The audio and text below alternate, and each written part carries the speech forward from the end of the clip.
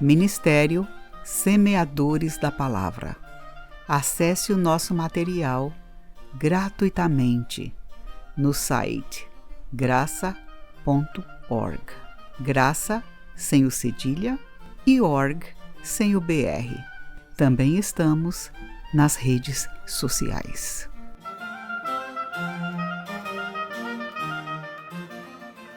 Série A Lei de Deus. Estudo número 12. A lei, a igreja e a salvação.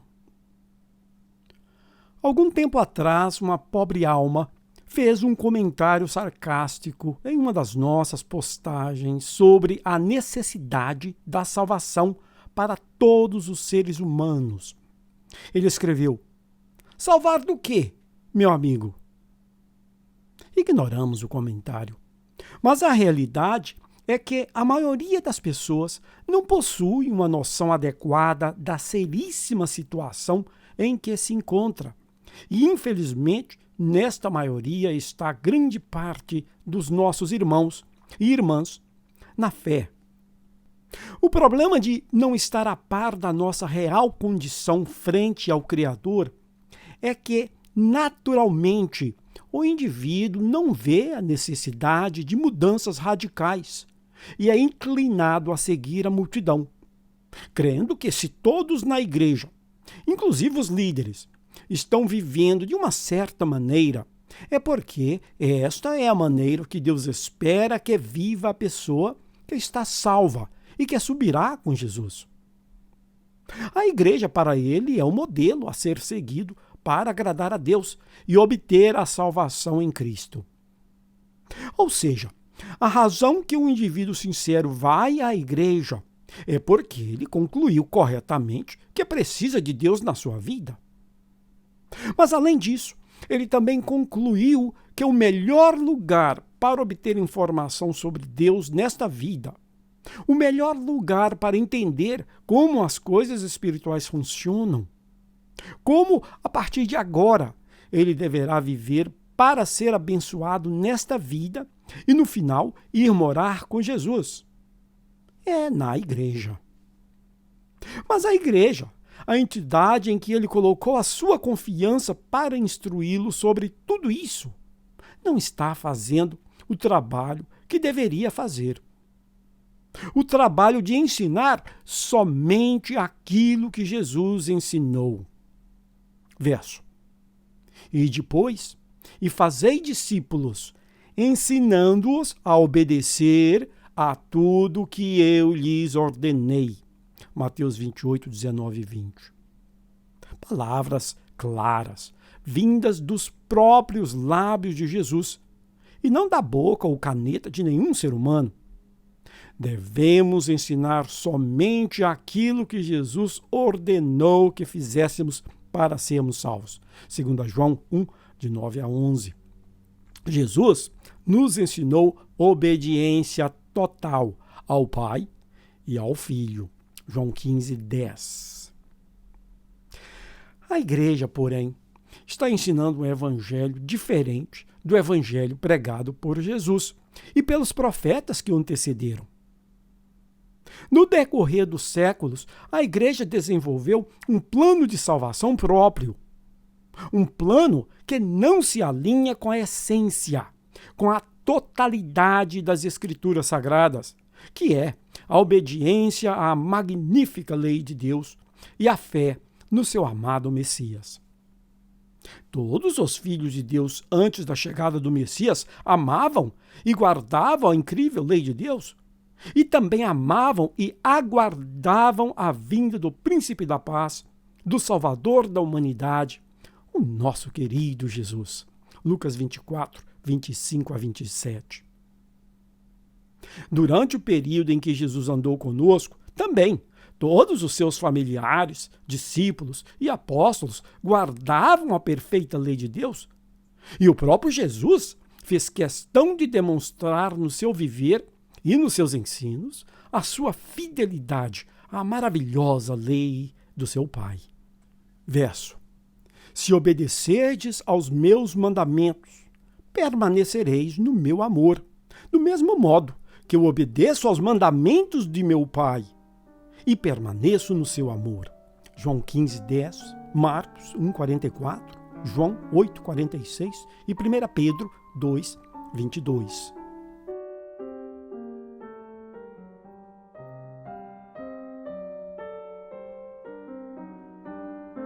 O divórcio entre a igreja e a lei.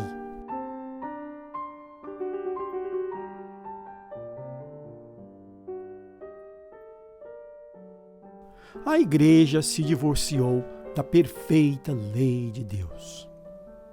Na realidade, nem poderíamos chamar o que ocorreu de divórcio, pois esta foi uma separação unilateral. A eterna lei de Deus nunca se moveu ou moverá do coração de Deus.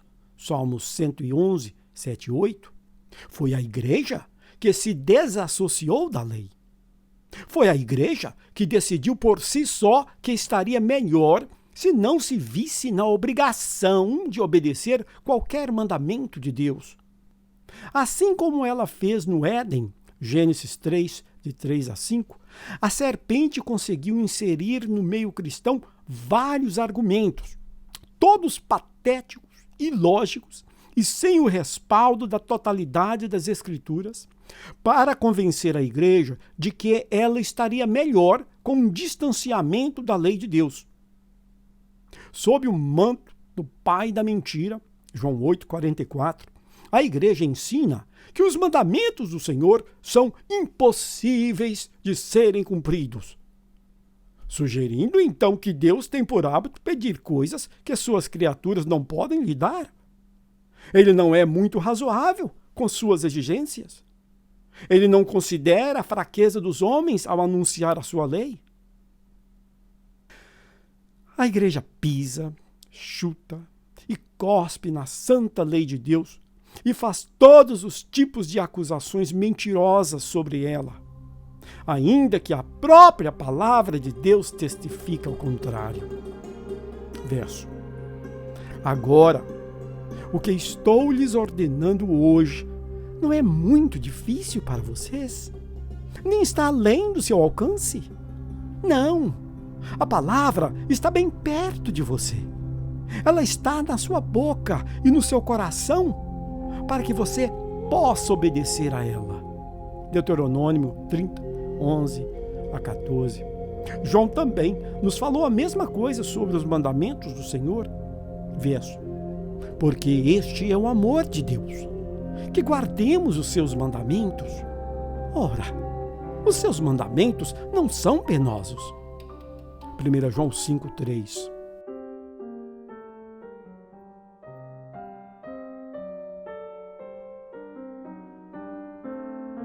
A salvação sem a lei.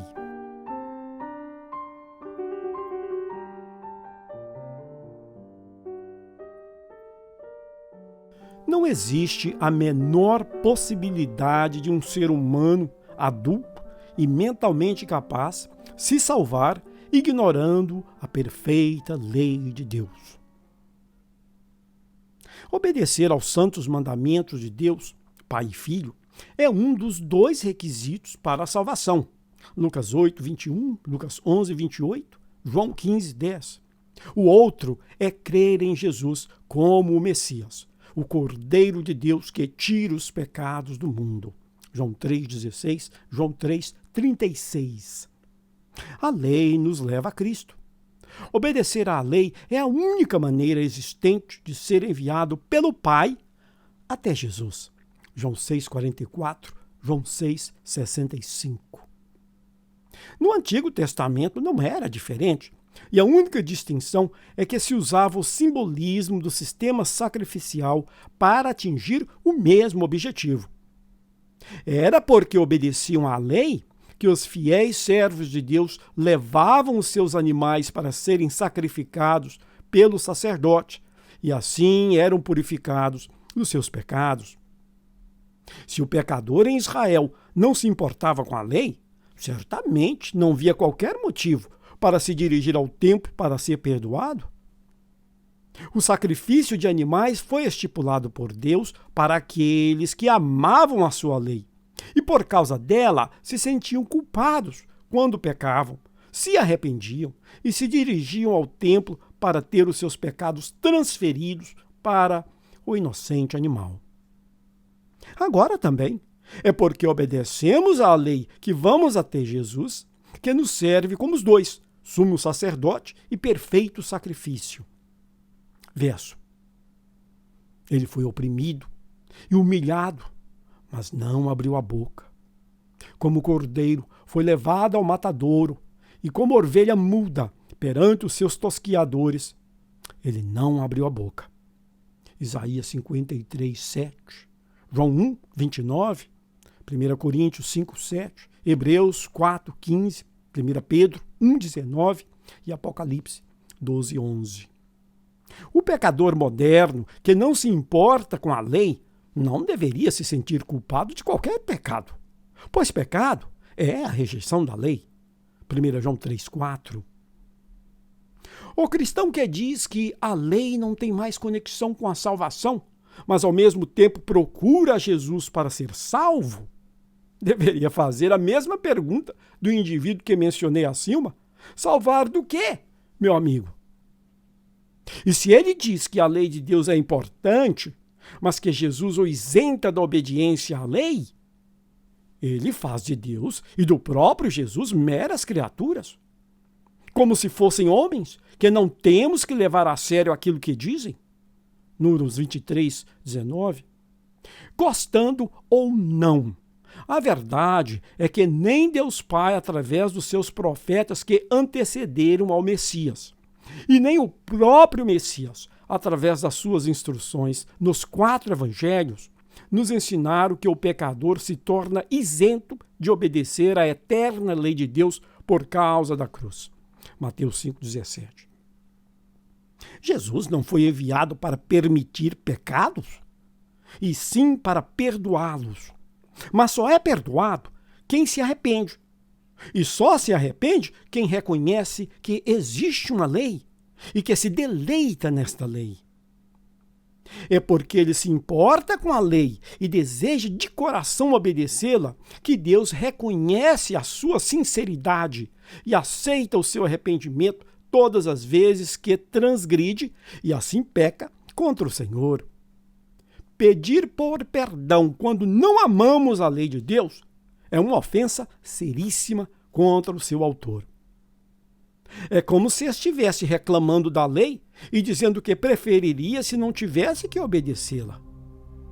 Verso. Oh, como amo tua lei! Medito nela o dia inteiro. Teus mandamentos me tornam mais sábio do que meus inimigos, pois estou sempre atento a eles. Tenho mais discernimento que todos os meus instrutores, pois medito em teus preceitos. Tuas palavras são mais doces em minha boca do que o mel. Teus mandamentos me dão discernimento. Por isso, odeio todas as ações enganosas. Salmo 119, 97 a 104. Deixe-me esclarecer que, se perguntados, todos os líderes de todas as denominações concordarão que o cristão deve obedecer à lei de Deus. Na realidade, se perguntados, falarão maravilhas sobre a lei de Deus, da importância da lei na história da humanidade, de como a lei contribui para o bem da sociedade e muitos outros elogios à lei. O mais importante e a verdadeira função da lei para o cristão, todavia, não falarão. Eles não falarão que é necessário ao homem obedecer à lei para o Pai enviá-lo a Jesus e se salvar. João 6,44 e João 6,65.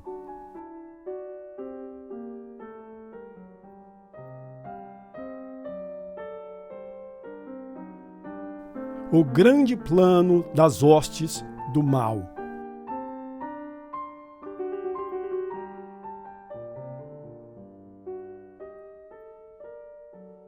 Assim que Jesus voltou ao Pai, Satanás colocou em ação o seu plano de maior sucesso na história do conflito entre o céu e as hostes do mal. Já que não conseguiu convencer Jesus a se unir a ele na tentação do deserto, Mateus 4, de 1 a 11, ele ativou o seu plano B, que tem como foco não mais o Filho, mas sim a santa lei de Deus. Tudo neste plano foi cuidadosamente elaborado para que, sem se dar conta, a igreja paulatinamente ignorasse aquilo que Deus mais pediu nas Escrituras, que é a obediência à sua lei. Verso: Amarás, pois, o Senhor teu Deus, e todos os dias guardarás os seus preceitos, os seus estatutos, os seus juízos e os seus mandamentos. Ensinem as minhas leis aos seus filhos, falando delas quando estiverem sentados em casa e quando caminharem pela estrada, quando se deitarem e quando se levantarem. Escrevam-nas nos batentes das portas de suas casas e nos portões. Deuteronômio 11, 1 e de 19 a 20.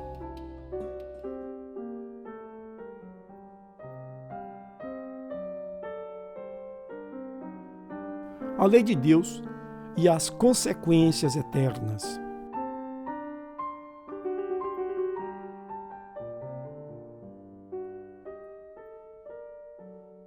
Recentemente, Deus colocou no meu coração esta verdade.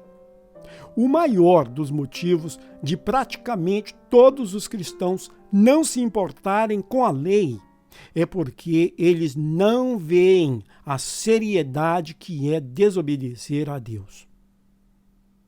Eles ainda não entendem o significado de consequências eternas. Suas mentes estão ligadas demais ao mundo físico para conceituar um local onde nada possui um fim. Estão habituados às alegrias e tristezas terrenas, onde, cedo ou tarde, cada uma delas termina. Ainda que teoricamente aceitem a existência da morte eterna e vida eterna, na prática eles não vivem como pessoas que realmente consideram estes locais reais e relevantes no presente. Oh, se entendessem! Oh, se tivessem um vislumbre do céu e do fogo eterno!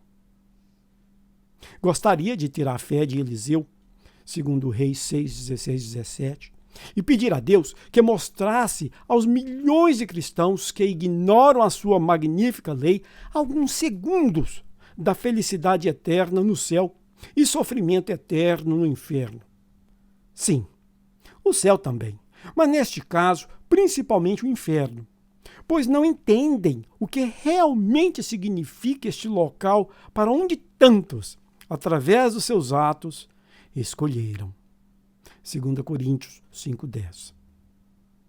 Que eles se vissem por uns poucos segundos em uma situação sem a menor possibilidade de término. Um local de tormento em que não existem arrependimento, nem mudança de vida e nem um Salvador. Verso: Eles sairão e observarão os cadáveres daqueles que se rebelaram contra mim, pois os vermes que os comem não morrerão, e o fogo que os consome não se extinguirá. Todos os povos acharão essa visão abominável.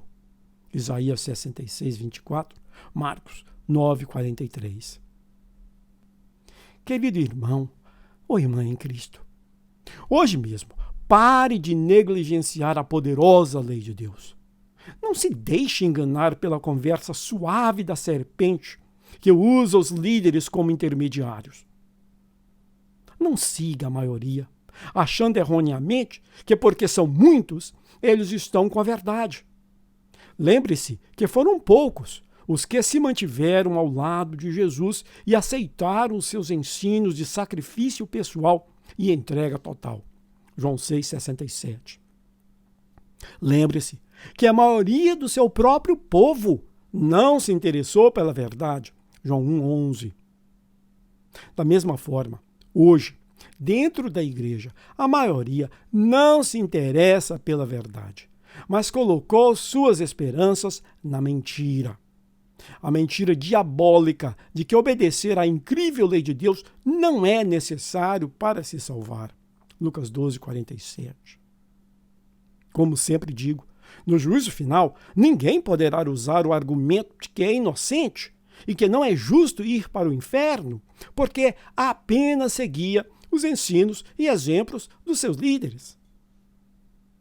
Cada um tem a responsabilidade de procurar pela verdade contida na totalidade das Escrituras e por ele mesmo decidir o seu caminho. Espero te ver no céu. Ministério Semeadores da Palavra. Acesse o nosso material gratuitamente no site graça.org. Graça sem o cedilha e org sem o BR. Também estamos nas redes sociais.